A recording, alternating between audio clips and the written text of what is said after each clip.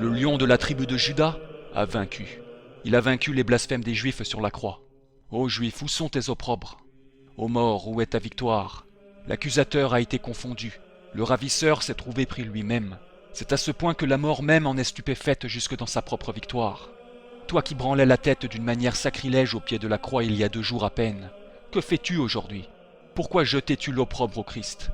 Que le Christ, disais-tu, que le roi d'Israël descende de la croix.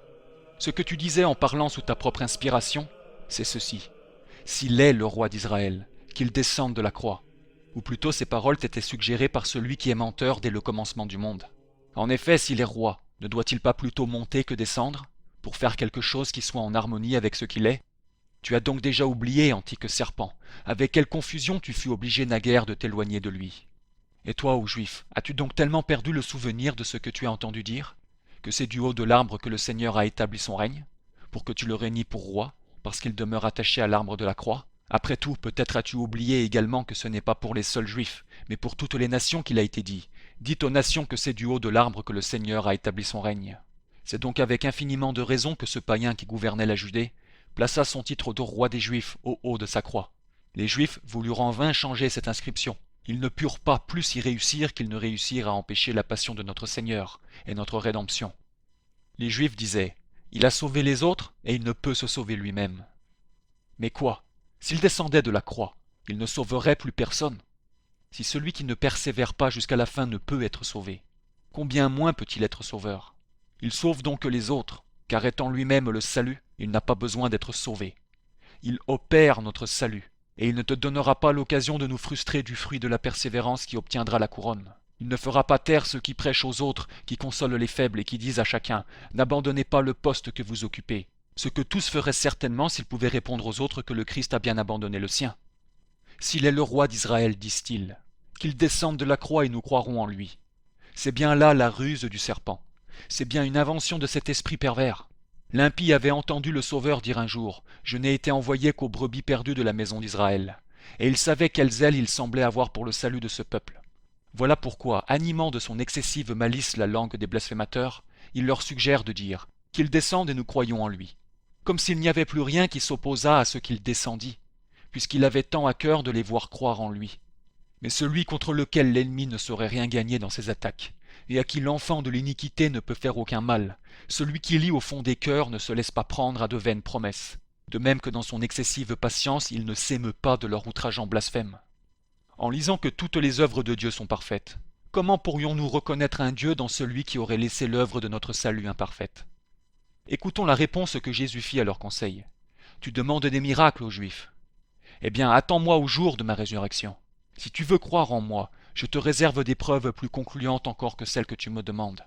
Quant aux miracles, j'en ai multiplié le nombre ces derniers jours. Hier encore, j'ai guéri des malades. Aujourd'hui, il me reste à mettre le comble à toutes ces merveilles.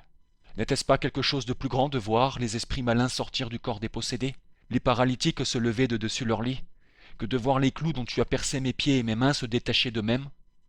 Si cette génération adultère et perverse demande encore des prodiges, il ne lui en sera pas donné d'autre que celui du prophète Jonas. Non pas un miracle de descente, mais un miracle de résurrection. Ce miracle-là, est-il plus grand que l'autre? C'est ce que je laisse à décider à nos juges qui avaient pris un soin si diligent de veiller sur ce sépulcre, en le scellant de leur sceau et en y plaçant des gardes. Cette grande pierre dont la pensée préoccupait l'esprit des saintes femmes se vit ôtée par un ange qui s'assit dessus, dès que le Seigneur fut ressuscité, selon ce qui est écrit. Ainsi, celui qui était venu au monde en sortant du sein fermé d'une vierge, sortit plein d'une vie nouvelle de son tombeau également fermé, et entra ensuite dans le cénacle où ses disciples se tenaient les portes closes. Mais il est un endroit d'où il ne voulut pas sortir les portes fermées. Ce sont les enfers.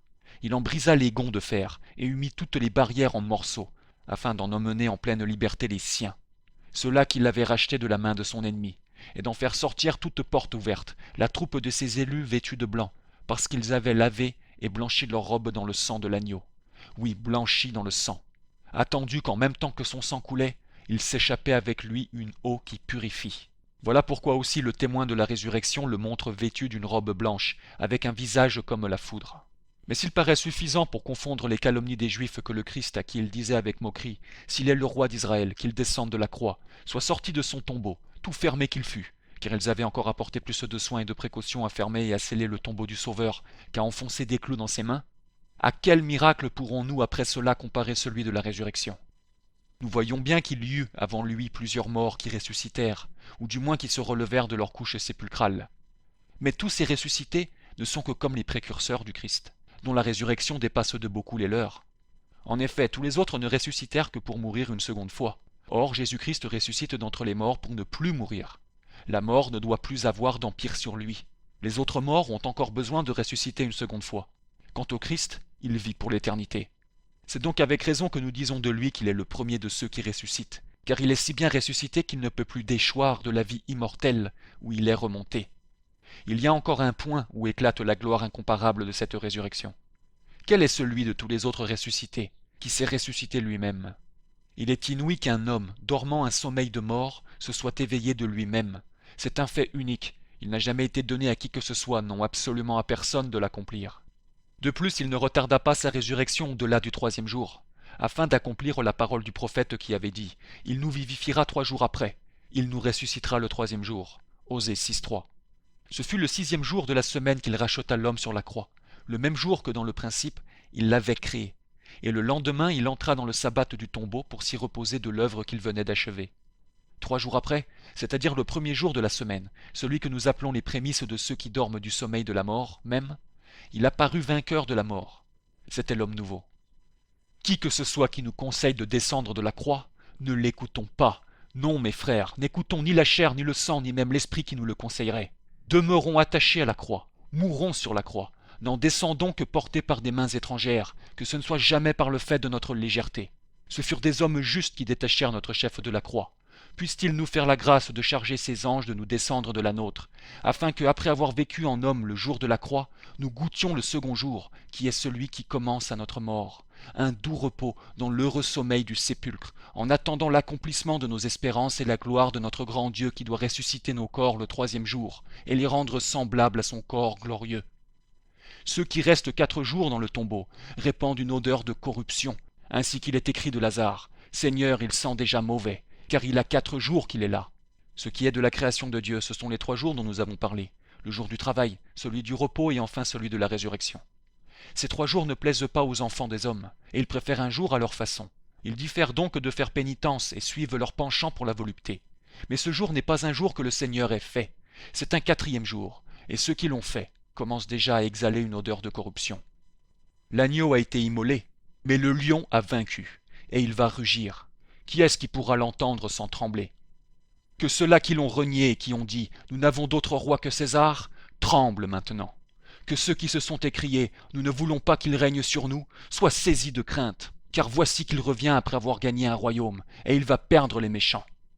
Voulez-vous être convaincus qu'il ne revient qu'après avoir acquis un royaume? Écoutez ce qu'il dit. « Toute puissance m'a été donnée sur la terre et dans les cieux. » Que tous ceux qui ont été couverts de confusion se réjouissent maintenant. Qu'ils se livrent à l'allégresse, ceux dont les ossements peuvent dire « Seigneur, qui est semblable à vous ?» Le lion de la tribu de Juda a vaincu. La Pâque même que nous célébrons ne signifie pas retour, mais passage. Et la Galilée où on nous promet que nous verrons le ressuscité n'a pas le sens de retour, mais de transmigration.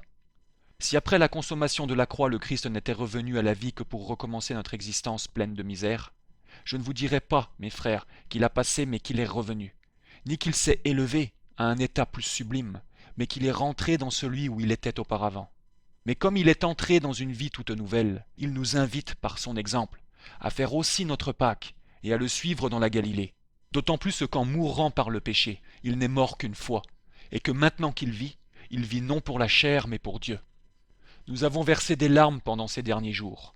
Nous avons vaqué à la componction et à la prière, au recueillement et à l'abstinence, afin de racheter et d'effacer pendant cette sainte quarantaine nos négligences du reste de l'année. Nous avons communié aux souffrances du Christ. Si donc nous sommes véritablement morts au péché, comment pourrons-nous revivre au péché? Si nous avons pleuré sur nos négligences, comment se peut-il que nous y retombions encore désormais? Quiconque regarde en arrière est indigne du royaume de Dieu. Je me suis dépouillé de ma vieille tunique. Comment consentirais-je à m'en revêtir encore? Le faire, ce n'est pas émigrer, mes frères. Ce n'est pas prendre le chemin qui nous fera voir le Christ. Ce n'est pas en suivant cette route que nous arriverons au lieu où Dieu nous montrera le Sauveur qu'il nous envoie. Après tout, Quiconque regarde en arrière est indigne du royaume de Dieu. C'est dans ces dispositions que se trouvent les amis du siècle, qui sont les ennemis de la croix de Jésus-Christ dont ils ont reçu en vain le nom de chrétiens. Pendant tout le temps de cette sainte quarantaine, ils n'aspirent qu'après le jour de la résurrection, hélas, afin de se livrer plus librement au plaisir. Mes frères, en pensant à cela, un voile de tristesse s'abaisse pour moi sur la joie de cette solennité. En quoi donc le jour de la résurrection du Sauveur réclame-t-il moins de respect que celui de sa passion? Vous, mondains, ce n'est que trop évident, vous n'honorez ni l'un ni l'autre, car si vous aviez véritablement partagé ses souffrances, vous régneriez maintenant avec lui, vous ressusciteriez avec lui. Pour moi, toute humiliation qui n'est pas suivie de l'allégresse spirituelle n'est que le fruit d'une habitude qui se fait sentir à ses jours. C'est un semblant d'humiliation. Rentrez donc en vous-même, pécheurs. Cherchez le Seigneur de toute votre âme, et haïssez le mal de toutes vos forces. Faites pénitence non du bout des lèvres, mais en esprit et en vérité. Or ce n'est pas, du moins il me le semble ainsi, ce n'est pas se repentir de sa faute comme il faut que de demeurer encore sur la voie glissante du péché, ni de ses égarements que de ne pas chercher un guide. Les marques d'une vraie pénitence se trouvent dans la fuite, dans le retranchement des occasions du mal. Autrement, il est bien à craindre que ce jour, dont on peut dire d'ailleurs qu'il est un jour de ruine et de résurrection pour plusieurs, ne soit pour vous un jour de réprobation, soit parce que vous êtes manifestement loin du Christ, puisque vous ne le recevez pas dans la communion, soit parce que vous vous en approchez dans la société de Judas, en qui Satan entra aussitôt après qu'il eut pris la bouchée de pain que Jésus lui présenta. Après tout, mes frères, qu'ai-je à m'occuper des gens du dehors, à moins que ce ne soit pour gémir de nous être trouvés autrefois pris dans les mêmes filets qui les retiennent encore, et pour nous féliciter d'être sortis, par un effet de la grâce seule de Dieu, de ces liens où nous ne pouvons nous empêcher de déplorer avec des larmes de frères de les voir encore retenus. D'ailleurs, plaise à Dieu que nous nous trouvions nous-mêmes tout à fait exempts de cette malheureuse et sacrilège servitude, et que, au lieu de décroître en ferveur et de diminuer nos pratiques spirituelles, nous nous efforcions au contraire d'avancer sans cesse et de croître toujours davantage.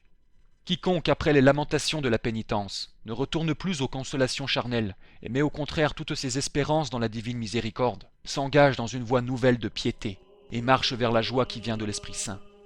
Si vous êtes ressuscité avec Jésus-Christ, recherchez maintenant ce qui est dans le ciel, où le Christ est assis à la droite de Dieu.